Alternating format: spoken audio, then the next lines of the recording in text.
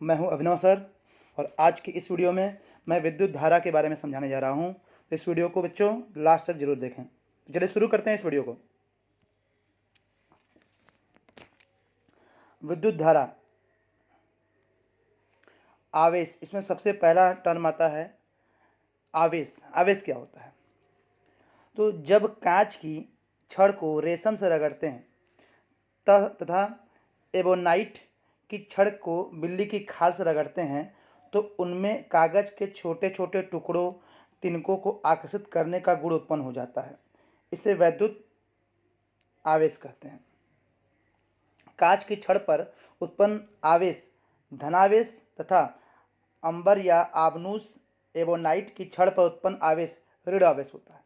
इसका मतलब है कि जब कहने का मतलब यह है कि जब हम किसी चीज़ को रगड़ते हैं आपस में तो वो गर्म हो जाता है, तो एक चीज़ पर धन आवेश आ जाता है और दूसरे चीज़ पर ऋण आवेश आता है। ठीक, आगे क्या है? आवेश दो प्रकार हो गए, इसका मतलब है धन आवेश और ऋण आवेश। समान प्रकार के आवेश एक दूसरे को प्रतिकर्षित करते हैं। प्रतिकर्षित का मतलब होता है कि एक दूसरे से दूर भागते हैं, तथा विपरीत आवेश एक दूसरे को आकर्षित करते हैं। इस आकर्षण या प्रतिकर्षण बल का मान कूलाम के नियम से ज्ञात करते हैं। अगर कोई आवेश एक दूसरे के विपरीत है तो वो आवेश एक दूसरे को आकर्षित करेगा। जैसे धन आवेश, अगर धन आवेश है और ऋण आवेश है तो ये एक दूसरे के बीच क्या होगा? इनके बीच होगा आकर्षण, ये एक दूसरे को आकर्षित करेंगे। और अगर दोनों ऋण ऋण है या दोनों धन धन है तो वो प्रतिकर्षित करेंगे। ठीक, आगे बढ़ते हैं।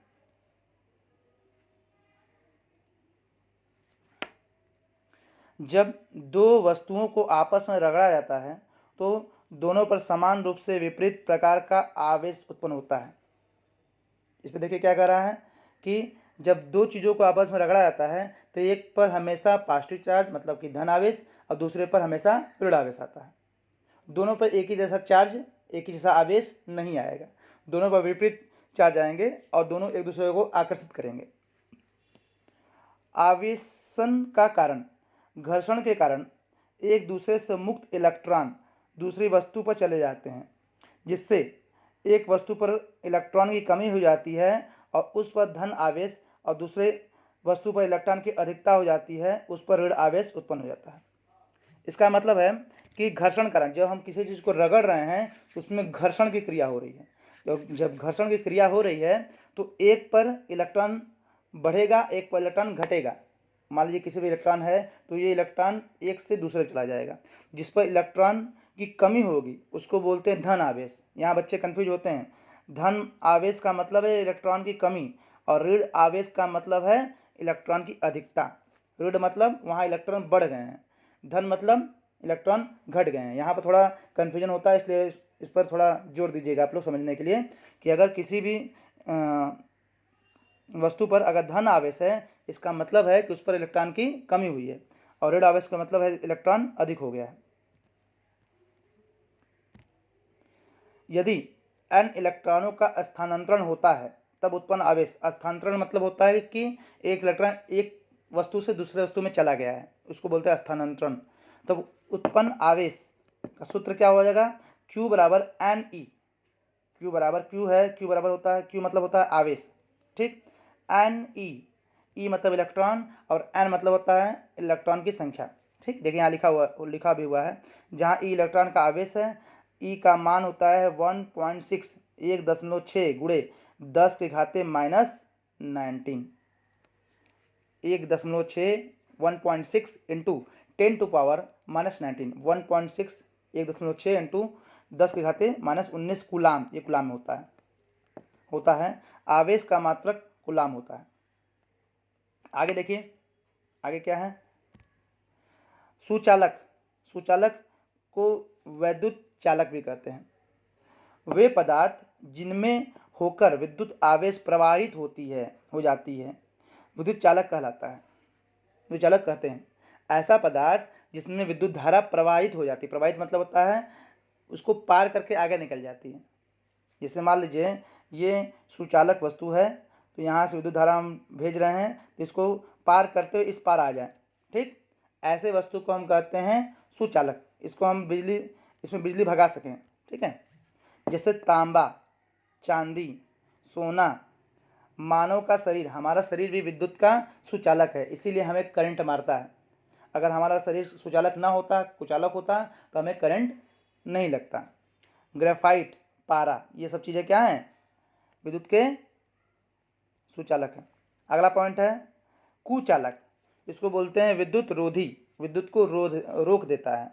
ये विद्युत को इस पार से उस पार जाने नहीं देता है। अगर कहीं कहीं पर अगर हम विद्युत कहीं भी तार में अगर हम कुछ अलग चीज़ वस्तु लगा दें तो वो विद्युत को एक जगह से दूसरी जगह जाने नहीं देगी। वे पदार्थ जिनमें होकर आवेश प्रवाहित नहीं होता है, देखिए नहीं, ध्यान दीजिएगा, वे पदार्थ जिनमें होकर आवेश प्रवाहित नहीं होता है विद्युत रोधी कहलाते हैं। जैसे प्लास्टिक, इसीलिए देखेंगे जितने तार हैं, वायर है, सब प्लास्टिक की कोटिंग होती है, प्लास्टिक उस पर लपेटा होता है। रबड़ पर विद्युत नहीं ट्रांसफर होता है। सूखी लकड़ी, अब देखिए यहाँ सूखी लकड़ी दिया गया है, इसका मतलब है कि जो गीली लकड़ी होती है वो विद्युत का सुचालक होता है। ये भी क्वेश्चन एग्जाम आता है कि गीली लकड़ी किसका एग्जाम्पल है, कुचालक की सुचालक? तो गीली लकड़ी में बिजली ट्रांसफर होती है, विद्युत का स्थानांतरण होता है। अगला है कांच। शीशे में भी कुछ विद्युत जो है स्थानांतरित नहीं होती है। अगला पॉइंट आता है स्थिर विद्युत प्रेरण। जब किसी चालक के पास कोई आवेशित वस्तु लाते हैं तो चालक भी आवेशित हो जाता है। उसके पास के सिरे पर विपरीत आवेश तथा दूसरे सिरे पर समान आवेश उत्पन्न होता है। यह दोनों प्रकार के आवेश चालक के सिरों पर तभी तक रहते हैं जब तक आवेशित वस्तु चालक के पास रहती है। इस प्रकार चालक के आवेशित होने की क्रिया को स्थिर विद्युत प्रेरण कहते हैं। फिर समझिए, जब किसी वस्तु के पास कोई आवेशित वस्तु लाते हैं तो वह चालक भी आवेशित हो जाता है। उसके पास के सिरे पर विद्युत विपरीत आवेश तथा दूसरे सिरे पर समान आवेश उत्पन्न हो जाता है। यह दोनों प्रकार के आवेश चालक के सिरों पर तभी तक रहता है जब तक आवेशित वस्तु चालक के पास रहती है। इस प्रकार चालक के आवेशित होने की क्रिया को स्थिर विद्युत प्रेरण कहते हैं। जैसे अगर हम किसी भी चीज़ को, जैसे मान लीजिए आपका चुंबक है, चुंबक को हम कुछ टाइम के लिए छोटी छोटी पतली पतली जो कीलें होती हैं, कीलों के साथ रख देते हैं, तो देखा जाता है कि जो छोटी छोटी कीलें हैं उसमें भी विद्युत का गुण आ गया है और वो भी एक दूसरे में से चिपकने लगते हैं। लेकिन जैसे ही हम चुंबक को हटा देते हैं तो कुछ टाइम बाद ये गुण, जो कीलों के पास जो गुण था, वो गुण जो है धीरे धीरे खत्म हो जाता है। अगला पॉइंट है आकाशीय विद्युत। उसको बोलते हैं टंडित। आकाशीय बिजली विद्युत का सर्वप्रथम अध्ययन 1752 में बेंजामिन फ्रैंकलिन, नाम याद करिएगा बच्चों, बेंजामिन फ्रैंकलिन ने किया था। हवा और बादलों में घर्षण के कारण बादल आवेशित हो जाते हैं। हवा और बादलों के बीच घर्षण होता है, जिससे कारण क्या होता है, बादल आवेशित हो जाता है और ऊपर का बादल धन आवेशित हो जाता है तथा नीचे का बादल ऋण आवेशित हो जाता है। इसके बीच में नम सुचालक वायु होती है। वायु इसका मतलब सुचालक होती है। इस नम वायु में होकर तीव्र वेग से आवेश प्रवाहित होने लगता है। इस घटना को विद्युत विसर्जन या बिजली का चमकना कहते हैं। ठीक है, बिजली आवेशित विद्युत का सर्वप्रथम अध्ययन 1752 में बेंजामिन फ्रैंकलिन ने किया था। हवा और बादलों में घर्षण के कारण बादल आवेशित हो जाते हैं। ऊपर का बादल जो है वो धन आवेशित होता है और नीचे का जो बादल है, ऊपर का जो बादल है वो धन आवेशित होता है और नीचे वाला जो बादल है वो ऋण आवेशित होता है। और इनके बीच में वायु भरी होती है। इनके बीच में नम सुचालक वायु है। नम वायु से होकर तीव्र वेग से, यहाँ खूब तेजी से तीव्र वेग से होने वाला आवेश प्रवाहित होता है, जिसकी वजह से बिजली चमकती है।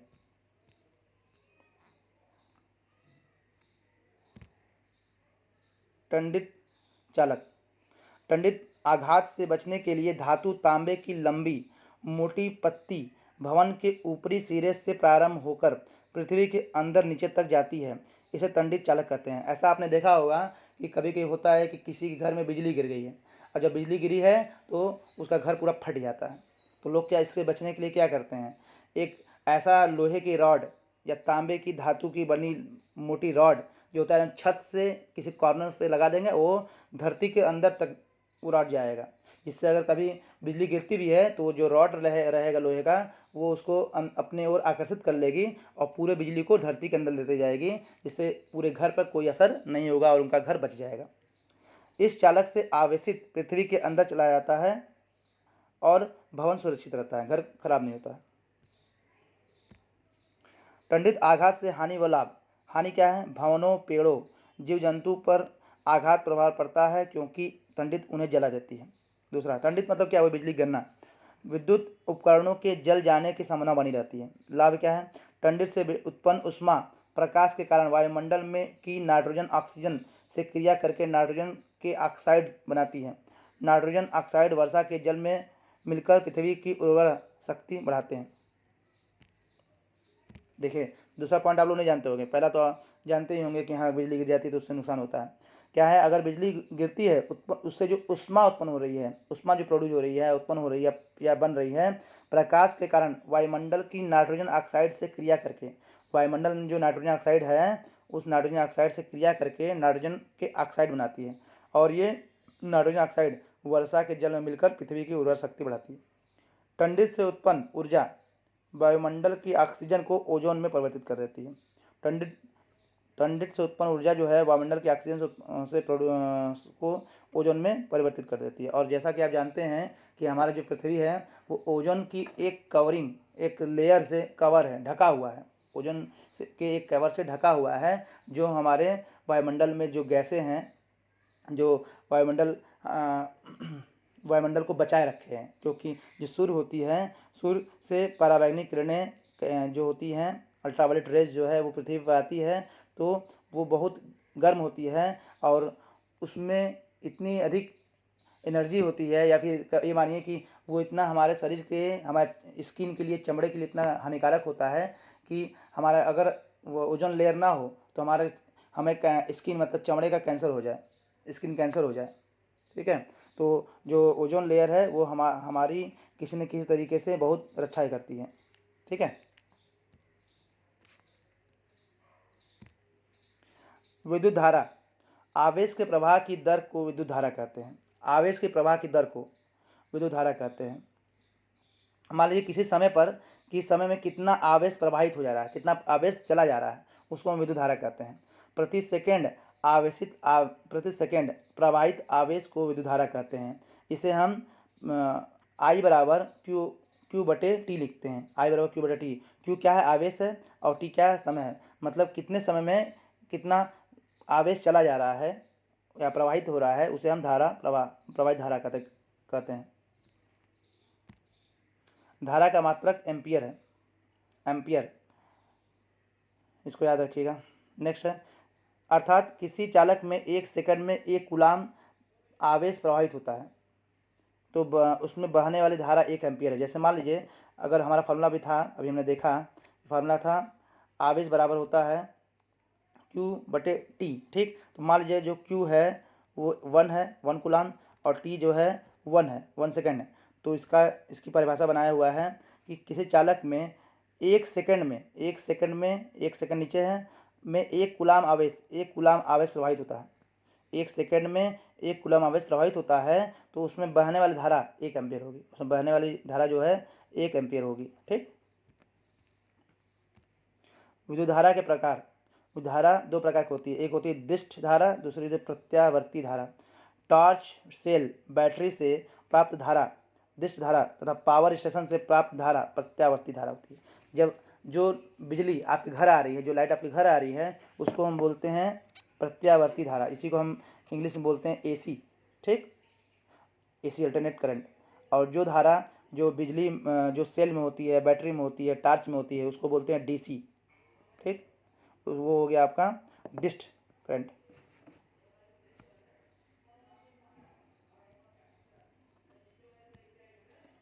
विद्युत धारा के स्रोत।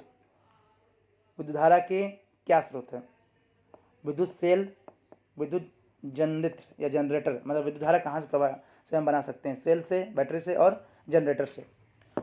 विद्युत सेल क्या होता है, विद्युत सेल एक ऐसा युक्ति है जो रासायनिक ऊर्जा को विद्युत ऊर्जा में बदलता है। विद्युत सेल क्या है? एक ऐसी युक्ति है, एक ऐसा उपकरण है जो रासायनिक ऊर्जा को विद्युत ऊर्जा में बदलता है। विद्युत सेल के प्रकार। विद्युत सेल दो प्रकार के होते हैं, प्राथमिक सेल, द्वितीयक सेल।